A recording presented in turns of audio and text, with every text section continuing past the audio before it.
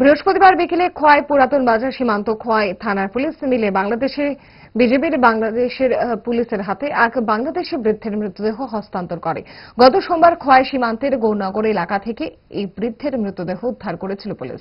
বাংলাদেশের পক্ষ থেকে এই মৃতদেহটি তাদের বলে দাবি জানানোর পর তথ্য প্রমাণ সংগ্রহের মাধ্যমে বিএসএফ এবং বিজেপির উপস্থিতিতে মৃতদেহটি ওপারের কর্তৃপক্ষের হাতে তুলে দেওয়া হয়।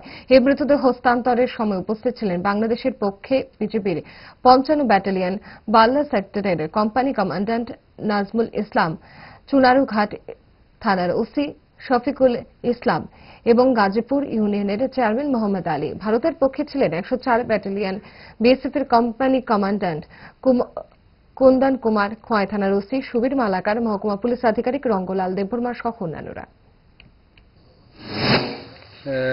ধন্যবাদ আপনাকে। আমরা মূলত আসছি যে আমি হচ্ছি এই যে খোয়াই পাশের যে ইউনিয়ন গাজীপুর ইউনিয়ন, চুনারঘাট উপজেলা, চুনারঘাট থানা, হবিগঞ্জ ডিস্ট্রিক্ট। তো আমি এই গাজীপুর ইউনিয়নের চেয়ারম্যান। আমি আসছি যে আমার ইউনিয়নেই অন্তর্ভুক্ত একটা গ্রামের নাম হচ্ছে ডুলনা। ওখানে এক ভদ্রলোক, উনি আসলে এই আপনাদের খোয়াই আমাদের যে বর্ডার আছে যেটা ডুলনা গ্রামের পাশে, ওখানে মৃত অবস্থা তাকে পাওয়া গেছে।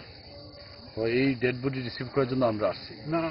আসার পরে এখান থেকে পুলিশ স্টেশনের পক্ষ থেকে, পুলিশের পক্ষ থেকে এবং বিএসএফদের পক্ষ থেকে আমরা সুন্দর ব্যবহার বলেন, সহযোগিতা বলেন আমরা পাইছি। এর জন্য পুলিশ প্রশাসন, বিএসএফ, আপনারা স্থানীয় প্রতিনিধি এবং মিডিয়ার প্রতিনিধি যারা আছেন, আপনাদের সবাইকে আমি এবং আমাদের পক্ষ থেকে, আমার গাজীপুর ইউনিয়নের পক্ষ থেকে এবং এই যে ডেড বডি তার পরিবারের পক্ষ থেকে, মৃত ব্যক্তির পরিবারের পক্ষ থেকে আপনাদেরকে ধন্যবাদ ও জ্ঞাপন করছি এবং আপনাদের এই সহযোগিতা আমরা সবসময় স্মরণে রাখবো, কোনোদিন ভুলবো না, ভোলার কোনো সুযোগ নাই এবং আপনাদের প্রতি আমরা কৃতজ্ঞ।